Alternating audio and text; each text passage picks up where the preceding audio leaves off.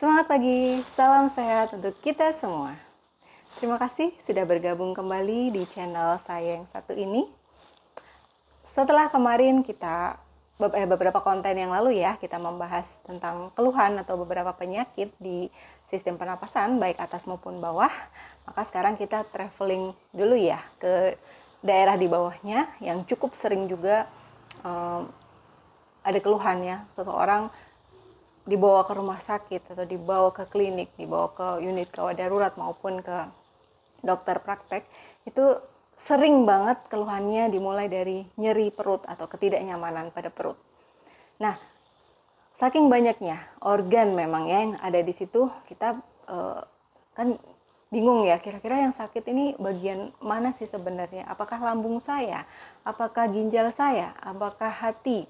Dan ataukah usus ya, dan lain sebagainya. Nah, untuk itu saya ingin memberikan sedikit overview ya, atau sekilas pandang tentang organ apa saja sih yang ada di regio perut dan penyakit apa saja sih yang kira-kira bisa terkena apabila kita mengeluh atau ada nyeri atau tidak nyamanan di daerah situ.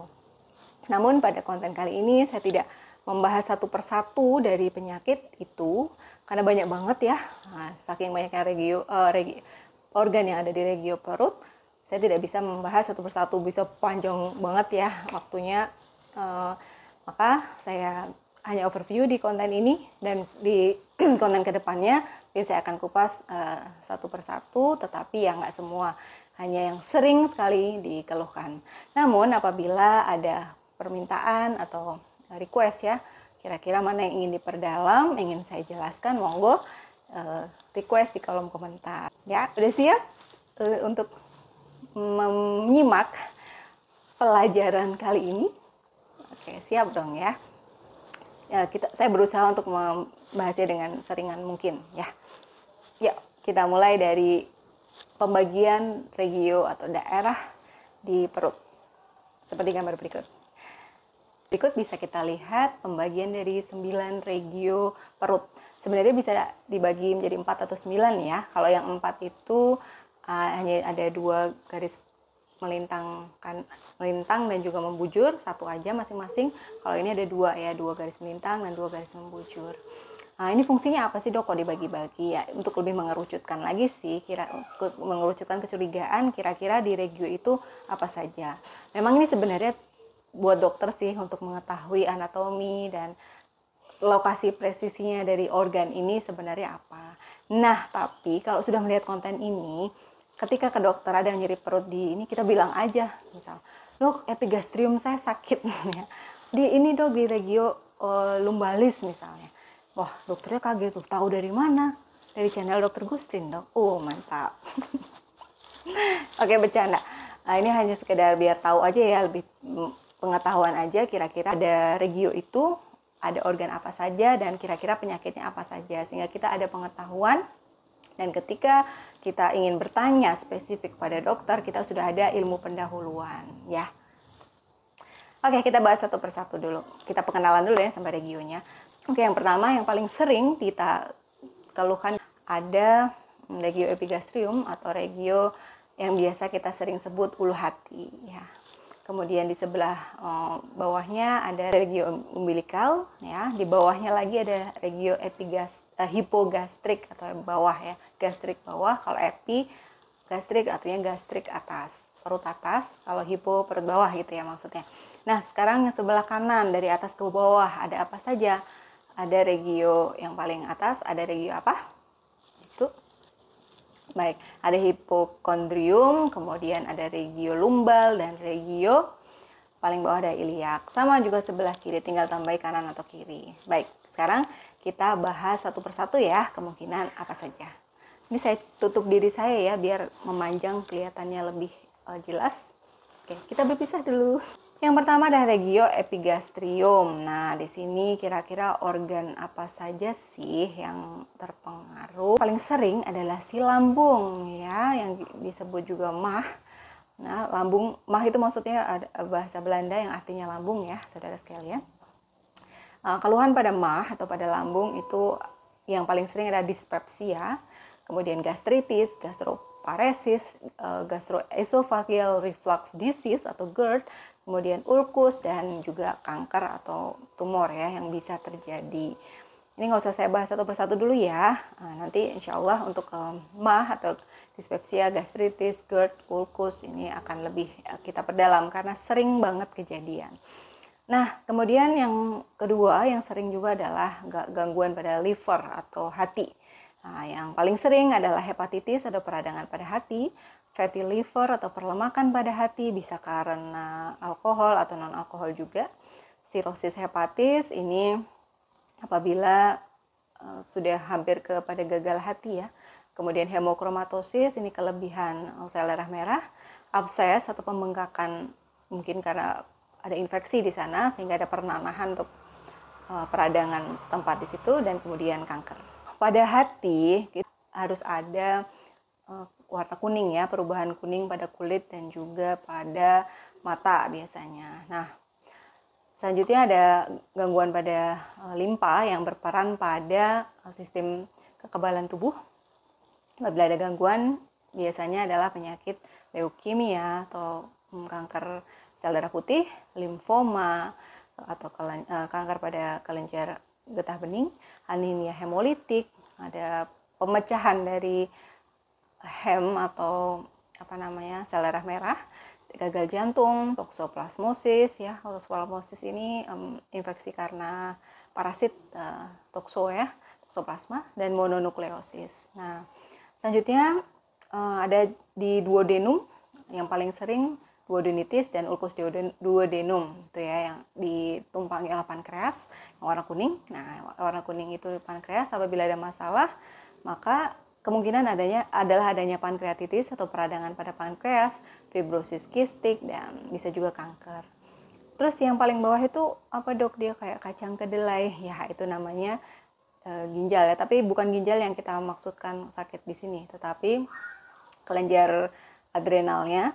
Kemungkinan penyakit adalah Cushing syndrome, Addison syndrome, dan pheochromocytoma. Nah, ini cukup kompleks ya, karena adrenal ini masalah pada hormon terutama. Oke. Kita beralih ke regio hipokondriak kiri. Nah, di sini apabila regio hipokondriak region ini sakit, maka masih ada kemungkinan ya untuk masalah pada hepar atau hati atau liver ya, atau bisa juga ada masalah pada MAH, bisa juga ada masalah pada spleen atau limpa, ada masalah pada pankreas, dan tambahannya lagi karena di situ ada intestin atau usus besar dan kecil, maka kemungkinan penyakitnya bisa, ini pada usus besar yang sebelah itu ada colitis ya, colitis atau peradangan usus besar, IBS atau irritable bowel syndrome, diverticulosis, tumor, polip, dan obstruksi ya. Obstruksi ini maksudnya adanya sumbatan ya, bisa karena gumpalan cacing seperti itu, atau skibala atau feses yang mengeras dan lain sebagainya. Usus halus itu kemungkinan besar ada infeksi atau enteritis, perdarahan ya, obstruksi usus, sama dengan yang pada usus besar tadi, dia bisa juga mengalami sumbatan, kemudian sindrom iritasi, penyakit Crohn, penyakit celiak, dan kanker usus. Di situ ada juga di regio ini ya, ada juga kidney atau ginjal sebelah kiri. Ginjal ini sebenarnya nyerinya lebih ke arah belakang ya, bukan di perut bagian depan tapi di pinggang ya. Berarti kalau ini adalah pinggang kiri, kemungkinan ada masalah pada ginjal kiri. Nah, masalahnya apa saja nih penyakitnya kira-kira?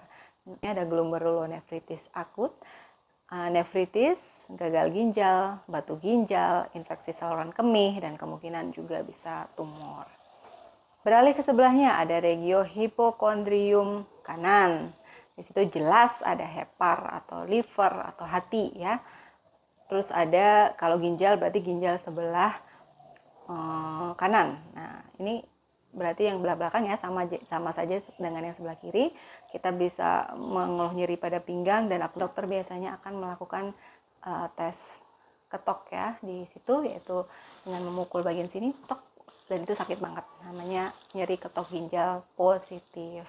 Itu biasanya kalau di ginjal ya, sesuatu yang ada salurannya itu disebut sakitnya disebut dengan kolik ya. Sakitnya itu sakit banget sampai nguling-nguling ya. Oke, selanjutnya ada itu ya, ada empedu. Di situ penyakit yang kemungkinan terjadi ada batu empedu, kolesistitis, koledokolitiasis atau batu ini sebenarnya batu juga ya, koledokolitiasis, tapi pada tempat yang berbeda. Ada kalkulus, dyskinesia biler, sclerosing, kolangitis. Nah, untuk yang large or small intestine atau usus sama seperti tadi penyakitnya. Selanjutnya kita beralih ke lumbar kanan dan kiri. Nah, di sini masih terhubung juga dengan usus ya, terutama masalah usus besar ya, usus besar.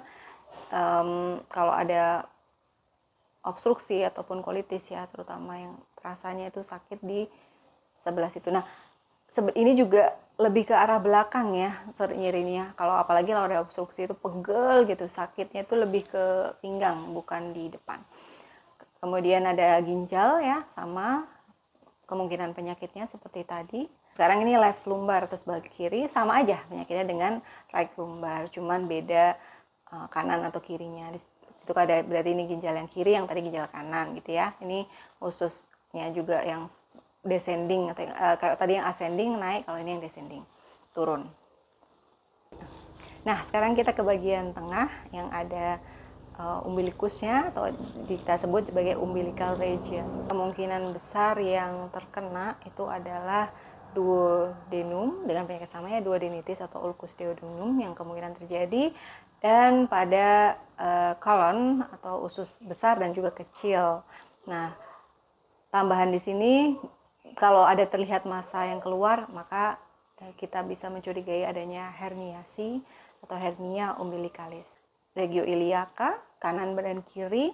Kalau yang sebelah kiri itu kemungkinannya ada ya sama ya, masalah usus kanan, usus besar tapi sebelah kiri, dan usus halus ya, sedikit bagian di situ. Dan kemungkinannya juga bisa adanya herniasi ya, yang di herniasi usus di regio inguinal itu kadang juga terasa tidak nyaman di regio iliaca.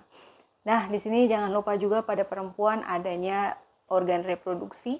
Kemungkinan besar bisa jadi ada kista, tumor atau kanker, endometriosis, sistitis, dan PID atau pelvic inflammatory disease yang bisa kita curigai apabila ada nyeri di regio iliaca sebelah kiri pun yang sebelah kanan. Nah, sebelah kanan ini khasnya apa nih yang paling sering terjadi ya? Itu dia appendix atau usus buntu ya, lebih populernya. Maka namanya adalah appendicitis atau radang usus buntu. Ini kadang nyerinya itu bisa revert atau nggak di sebelah kanan juga, tapi di sebelah kiri juga terasa nyeri. Itu namanya revert pain atau ada nyeri alih. Dan gejalanya juga kadang bias ya, apalagi kalau sudah terjadi kebocoran atau dia pecah gitu radangnya. Oke, nanti kita bahas lah ya tentang appendicitis ini di konten berikut. At last but not least, yang paling bawah ya, itu ada hypogastric region atau regio hypogastrium. Nah, di sini ada rahim ya, kalau pada wanita di situ kita bisa mungkin yang kita pikirkan adanya mioma, bisa juga endometriosis ya, dan kista juga bisa ya, kista di rahim, kista di ovarium pun bisa ada rasa nyeri juga, tidak nyaman daerah situ. Lainnya Pak, tentang usus ya sama aja, kemungkinan penyakitnya hanya beda daerah saja. Nah, ini yang khas lagi di daerah hipogastrium itu kalau nyeri, adanya rasa ketidaknyamanan, kemungkinan besarnya ada masalah di mana? Di bladder atau di vesika urinaria. Nama ini harus kandung kemih ya, kandung kemih. Nah, ini kemungkinan penyakitnya ada infeksi saluran kemih, ada tumor atau kanker, bisa jadi yang paling sering ya terjadi adanya batu, baik yang asli dari vesika urinaria maupun yang turun dari saluran kemih bagian atas. Dan pada laki-laki ini yang bisa juga mempengaruhi adanya BPH atau benign prostate hyperplasia. bahasa awamnya atau bahasa populernya ya udah prostat aja, ada pembesaran prostat gitu. Nah, sudah selesai overview kita tentang daerah-daerah atau regio di perut ya. Ketika kita merasa nyeri, maka diperbolehkan untuk mengkonsumsi obat-obat anti nyeri. Namun dosisnya tolong perhatikan, disesuaikan dengan etiket ya. Jangan asal minum. Kemudian apabila sakit berlanjut hubungi dokter. Itu kan yang ada di etiket obat kan. Nah, itu benar adanya. Silahkan untuk segera menghubungi dokter. Jangan takut ya untuk menyelesaikan masalah kesehatan pada dokter. Apabila kurang nyaman misalnya, saya nggak ingin langsung ke dokter, saya masih takut kira-kira apa nih. Nah, itulah tujuan saya untuk membuat konten-konten seperti ini, untuk memberikan edukasi, promosi kesehatan untuk saudara sekalian, agar bisa sedikit banyak mengetahui kira-kira bagaimana untuk mempunyai pengetahuan, sehingga tidak terlalu takut, sehingga tidak terlalu khawatir dan was-was ketika harus berjumpa dengan dokter. Kan udah tahu perkiraannya ya. Ini kira-kira ini. Saya sudah mempersiapkan. Sekian dulu yang bisa saya sampaikan. Semoga berkenan. Dan insya Allah kita bertemu lagi di lain kesempatan. Sampai jumpa.